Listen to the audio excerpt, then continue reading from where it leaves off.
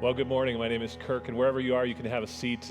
This morning, we're going to do things a little bit different. We're going to talk a little bit about what God has to say in His Word. Then we're going to sing in response to that, and I'm going to talk a little bit more. And so feel free to stand or to sit as you feel comfortable for the rest of our time together this morning. Well, the question I want you to think about this morning as we begin to look at what God has to say to us this morning is, who inspires you? You know, when I look back on my life, I can see a number of people in my life who have inspired me. You know, often the people in our lives who inspire us, they are people that we want to be like. They're the people that we want to be like when we grow up. When I was a teenager, one of the guys that inspired me was a guy by the name of Dan DeGaris. Dan was the youth pastor at the church that I was attending, and for me, he was the coolest guy. He was the funniest guy. He was someone that I wanted to be like. Whether it was from how competitive he was in sports, whether it was the things that he liked, I started to like, whether it was watching him as he loved his wife and his kids, or watching him as he loved Jesus, I wanted to emulate Dan. He inspired me. I wanted to be like him. Who is it that inspires you? I want you to turn to whoever you're with right now and just tell them, who is it that inspires you who has inspired you? Take a moment and just do that right now. You know, all of us have been inspired by somebody. You know, there's someone in our life that we look at and we say, I want to be like you when I grow up. Or, I wanted to be like this person when I grew up. Back in the 90s, there was this commercial that was on TV, and it was called Be Like Mike. And what it was saying is that, you know, you need to be like Michael Jordan, the greatest basketball player of all times, because he inspired everyone at that time to be better athletes. And the idea was that if you just drink this drink that Mike is drinking, that you could be like him. And it capitalized on the idea that we were inspired by him. But there's lots of other people, not just famous sports stars, that inspire us. Teachers inspire us, leaders inspire us, parents inspire us. Who has inspired you? You know, I think deep down, all of us want to be someone who inspires others the way that we've been inspired. But how do you do that? How do you live a life that will inspire other people? Well, the assumption is that if you're going to live a life that inspires other people, it means that there is something about you that is inspiring. What is it about you that's inspiring? And maybe you're struggling this morning to come up with that answer. This morning, this is what we want to talk about. It's how do we live a life that inspires? Because here's what I want you to know. Inspiring lives, inspiring faith, inspires others. You see, if you have a life or if you have a faith that is inspiring, it will naturally inspire others. But how do we get to that point where we are someone who inspires? Well, we're in this series called Just Like Us. And this series is about a man named Elijah. And, you know, Elijah was someone who has inspired people for centuries. In fact, 7 centuries after he lived, there was a letter written by a man named James. And in this letter, he says to the people that are reading it, people who had been inspired by Elijah in their life. And James writes, you know, Elijah was a man just like us. And what James is saying, he's not bringing Elijah down in stature. What he's saying is, you know what, we can be like Elijah. And so if that's true, if James is right, then how do we be like Elijah? Because Elijah had this life that inspired. He had a faith that inspired. And so this morning, I want to talk to you about how can you live an inspiring life? How can you have an inspiring faith? And I want to talk to you about 3 things that you can do starting today. If you have your Bibles, turn with me to the book of 1 Kings. We're looking at 1 Kings chapter 18. We're going to look at a story that you may be familiar with. You know, it's a story that I grew up hearing again and again as I went to Sunday school as a child, as I went to youth group as a teen. It's an epic battle that takes place on a mountaintop between Elijah and 450 prophets of Baal. But you know, this battle doesn't start on a mountaintop. It actually starts somewhere else. It starts way back in the first verse of chapter 18. Where it says this, after a long time in the 3rd year, the word of the Lord came to Elijah. Go and present yourself to Ahab, and I will send rain on the land. So Elijah went to present himself to Ahab. This is where the battle actually begins, in this first verse. Elijah has been living for 3 years in the country of Sidon. We learned about that story last week, how he went to a widow's home and there provided food miraculously to this widow throughout 3 years of drought. Elijah has been on the run for 3 years. You see, Ahab, who's mentioned in our text, he's the king of Israel. And at the beginning of that 3-year time, Elijah went to the king of Israel and he said, you know what, because of your wickedness and because of the wickedness of the people of Israel, there's going to be a drought in this land. And there will not be any rain that falls for 3 years. And you know what? That was not a popular thing to say. And Elijah goes and he lives in a ravine for a little while next to a brook. And then he moves to the country of Sidon, and there he lives in obscurity for 3 years. He's made a life for himself. And then God comes to him and says, now I want you to go. I want you to go to Ahab, and I want you to present yourself to him. Present yourself to him. In other words, God says to Elijah, go and surrender yourself to the king. You see, what's been happening for these 3 years is that Ahab and his queen Jezebel were not happy with Elijah. And so they had been hunting him down. They had been hunting within the nation of Israel for him. They had been hunting in the countries around Israel, looking for him for 3 years. They had been murdering his associates, people who had anything to do with him. They had been killing him. And Elijah is in Sidon in hiding, and God comes to him and he says, I want you to go to this man who wants you dead and present yourself to him. How would you react if that were you?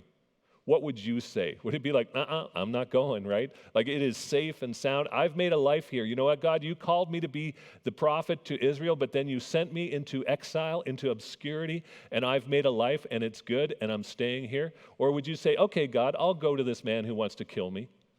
What would you do? You know, Elijah has a choice in this moment.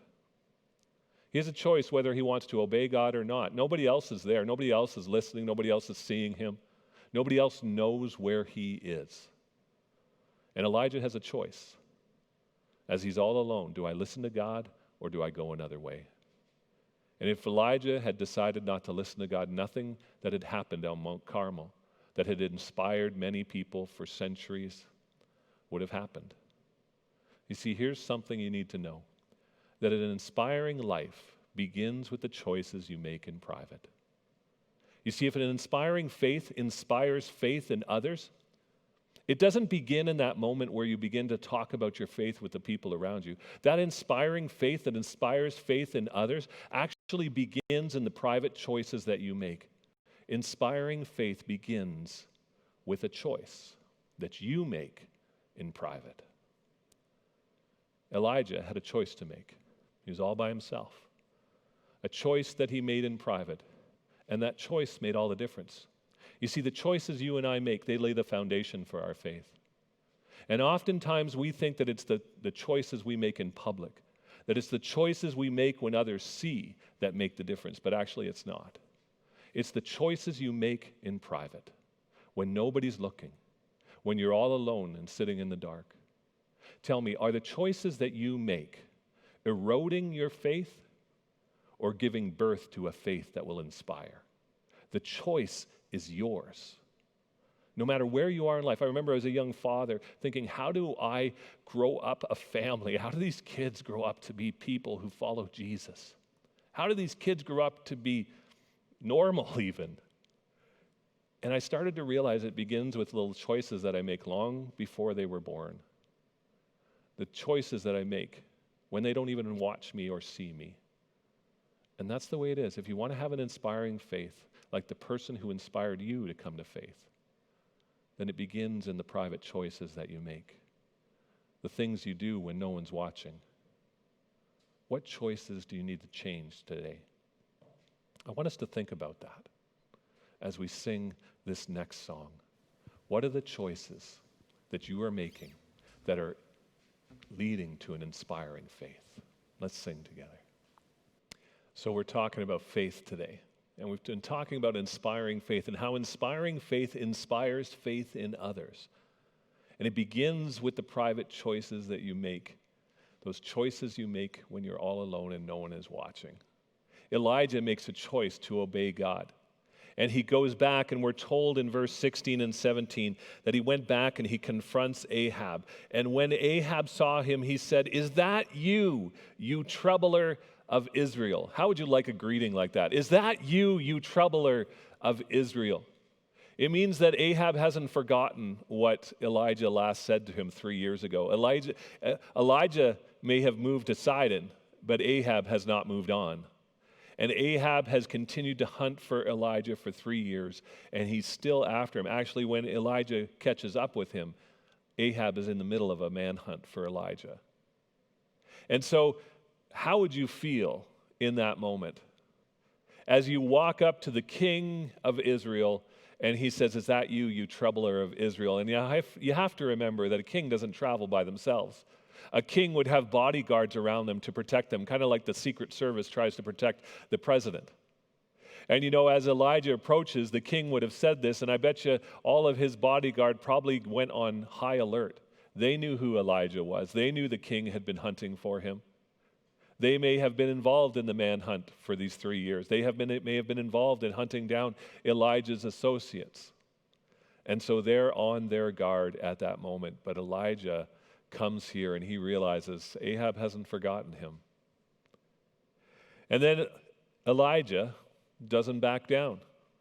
He steps right into the fray. He says this, "I have not made trouble for Israel, but you and your father's family have. You have abandoned the Lord's command and have followed the Baals.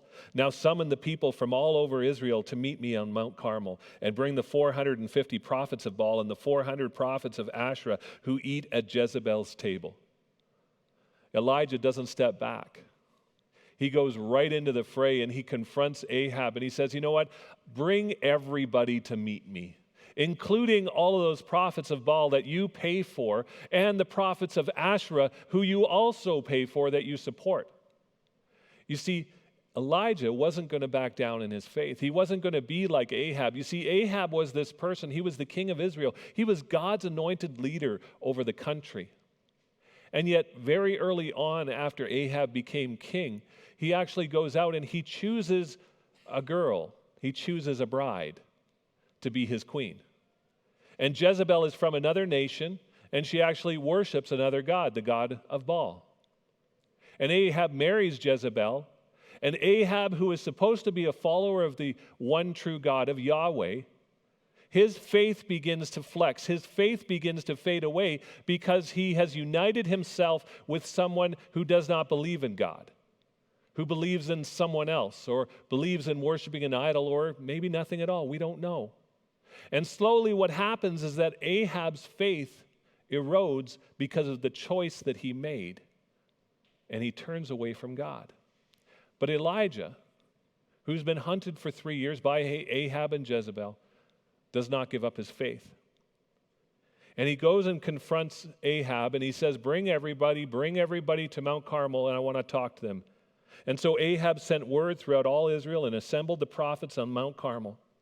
And Elijah went before the people and said, "How long will you waver between two opinions? How long will you be like Ahab, who thinks he can have it both ways, who thinks he can worship God and have a relationship with Jezebel, who thinks he can worship God and worship Baal at the same time? How long will you waver between two opinions?" You see, really the Israelites hadn't wavered between two opinions, because you cannot worship God and something else at the same time. And the influence of Jezebel had been that the whole nation, not just Ahab, that the whole nation had lost their faith.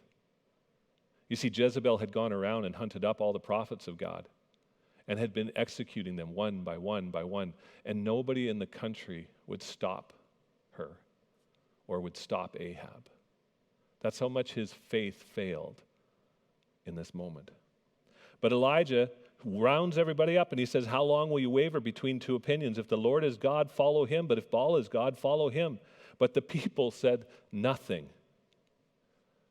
Here's the thing that you need to know about inspiring faith. It begins in the choices you make in private, but it grows in the problems that you face every day. You see, Elijah is faced with the king who wants nothing more than to kill him. Elijah stands before the people of Israel who believe that everything that he thinks, everything that he says, everything that he holds dear is false. They don't believe in the God that he is worshiping. They don't believe that he speaks for this God, because how could you speak for a God that isn't real? But Elijah won't back down. Elijah is faced with this problem of all the people being against him, and he will not back down because faith grows, inspiring faith grows in the problems you face. You know, when I think about it and I look at my life, I realize that there are times where I have bumped up against somebody who challenged my faith, or I bump up against something about God that I don't like, or maybe I don't understand. Maybe bad things happen and I can't explain it. I can't understand why God would let this happen. And when I come up against these problems that I face in life, I can look back on my life and I can see that my faith has flexed. My faith has flexed. It's adapted as I've encountered people or brought people into my life who challenge my faith, not in good ways, who live a very different life than the life that I want to have. And my faith flexes or it adapts. It doesn't grow. It fades, like Ahab's did. I can see that sometimes in life when I bump up against the things that I don't understand about God, that my faith flexes. Instead of wrestling with God or wrestling with understanding who God is and trusting who God is, I'd rather flex it and doubt than actually do the hard work of leaning in and trusting Him. You see, friends, your faith will grow in the problems you face if you will trust Him, if you will lean into Him, if you will wrestle with the hard things in life. You see, the problems in life are like the soil where our faith grows. It is fertile soil for your faith. But too often we just want to get out of there and not trust that God is with us in those problems. Your faith grows in the moment when you face the problems in life with God. What do you need to start facing today instead of running from it? What do you need to wrestle with? You know, maybe there's something going on in your life where you are struggling with who God is and is God really good? Or maybe you're bumping up against something and you just don't know where to turn and you're turning everywhere except to God. And maybe today it's time to realize that God wants you to grow in the fertile soil of the problems of your life. And He'll be with you because inspiring faith begins in the choices you make in private and it continues to grow in the problems you face with Him. Let's think about that for a moment as we sing this next song. Inspiring faith. It begins in the choices you make in private. It continues to grow in the problems you face. And it's revealed. It's revealed in your trust in God. The battle is set. Elijah has the people of Israel. He has the prophets of Baal, the prophets of Asherah, Ahab and Jezebel. They're there on top of the mountain waiting for this battle. And Elijah says to them, make 2 altars. To make 2 altars of stone and put 2 animals on them. And the one that starts on fire without us doing anything, that is the one that belongs to the true God, the one true God. The prophets of Baal, they go first. They step up around that whole altar. There's so many of them, yet you can't even see the altar in the middle. And they start to wail and they start to yell. They start to dance around. They start to do whatever they can without touching this altar because they're trying to summon their God to rain down fire from heaven and light this altar on fire. But nothing happens. They get desperate and they start to cut themselves, trying to hope that their blood might draw their God to actually do something. But nothing happens. Hours go by and still the altar is left untouched. Now it's Elijah's turn. And he steps up and everybody's watching because if 450 prophets of Baal can't make a difference, what can one man do? He steps up to the altar, but before he does anything, he digs a trench around the altar. He summons people to bring buckets of water, and they start dumping the water over top of the animal, down onto the wood and onto the rocks. So much water that everything is drenched, and the trench that he built is full of water. If the challenge that Elijah set up was impossible to start with, this is completely, unimaginably impossible. We're told that at the time of the sacrifice, after everything is just dripping wet, the prophet Elijah stepped forward and prayed, Lord, the God of Abraham, Isaac, and Israel, let it be known today that you are God in Israel and that I am your servant and have done all these things at your command. Answer me, Lord, answer me, so these people will know that you, Lord, are God and that you are turning their hearts back again.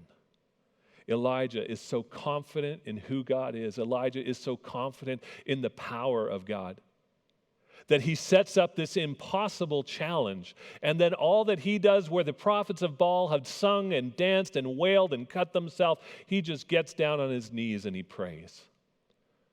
And he said, answer me, Lord, answer me.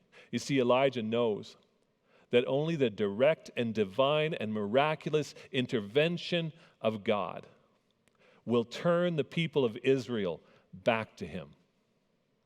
If 3 years of drought will not turn them to repent, only them seeing the hand of God touch this altar in the form of fire will bring the people of Israel back to him. And you see, inspiring faith, it begins in the choices you make in private. It continues to grow in the problems you face, and it is revealed when you trust God for the impossible. And Elijah is so convinced that his God is the one true God, he gets down on his knees and he prays. And then fire of the Lord fell and burned up the sacrifice, the wood, the stones, and the soil, and also licked up the water in the trench. And then all the people saw this. They fell prostrate and cried, the Lord, he is God. The Lord, he is God. Elijah reveals his inspiring faith by trusting God for the impossible. To light on fire without any intervention from humans around. To light on fire a drenched sacrifice. And God does exactly that. Tell me, is your faith being revealed right now by you asking God for the impossible? You know, oftentimes we come to this place where we are faced with an inevitability that we just aren't excited about. Maybe it's a health situation. Maybe it's a child going at the wrong direction. Maybe it's wanting something to happen in your life but not knowing how it's actually going to happen. And we try our best to make things happen. We get the very best help. We strive with all of our heart to make the reality that we want to be true in our lives. You know, like the prophets of Baal, we try to do everything within our power to make the impossible happen, but we cannot do it. When really what we need to do is be like Elijah and have the confidence, the faith that the God of the universe can work the impossible in your life. You see, this is when inspiring faith is truly revealed. When we begin to trust God for the impossible and we ask him for it. Inspiring faith begins with the choices you make in private. It grows in the problems you face, and it is revealed to the people around you by the trust you put in a God who can do the impossible. He has not stopped doing impossible things. He still does them today.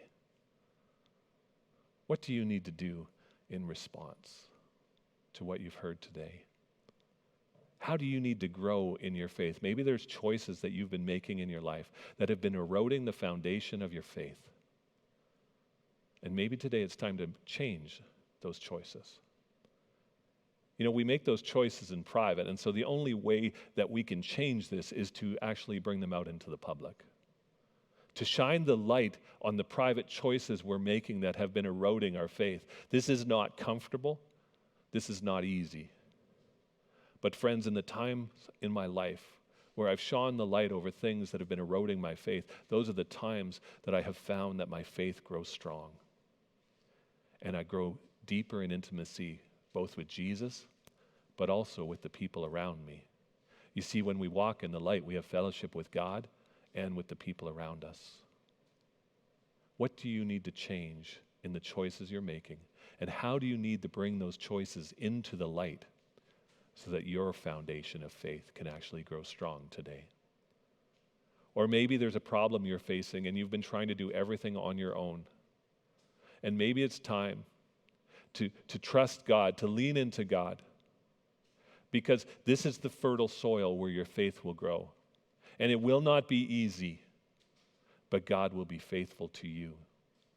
And maybe today you need to turn to God, but also you need to turn to God's people. Don't walk through this problem alone. You need people around you who will encourage you and help you in this. You see, inspiring faith grows in the problems you face, but you don't have to face them alone. Or maybe today it's time to start revealing the faith that is within you and to begin asking God for the impossible, for things that others say aren't probable. But just trust God. See if he will do something. See if he will show up like he did for Elijah. Inspiring faith inspires faith in others. The ending of this story with Elijah is that other people turned to God because of one man's choice that he made in private to obey. Because one man wouldn't back down when it came time to confront evil. And because one man was willing to reveal his belief in a God who does the impossible. And a nation is impacted. Tell me, who's watching you right now? Who's watching your faith? And maybe today, if you would just reveal your faith by asking God for the impossible, maybe they might come to faith as well. Because inspiring faith inspires faith. What do you need to do? You know, what if all of us today began to make choices that were different? That began to make choices that created a firm foundation for our faith. I wonder what might happen. I wonder what might happen if, as we face the problems that we have in life, because all of us are going to face problems. Doesn't matter how long you're on this planet, you will find problems. And what if we turn to God instead of away from God in the midst of those problems and let our faith grow? And what if we began to let our faith be revealed by asking God for the impossible? Imagine what might happen in our families. Imagine what might happen in the people around us as they begin to see this inspiring faith that Elijah had now birthed in us. What if we all became like Elijah? Because he's a person just like us. Let's sing this closing song, and let's commit ourselves to building our lives in such a way that we will be people who are deeply rooted in faith in God and inspiring others to have the same.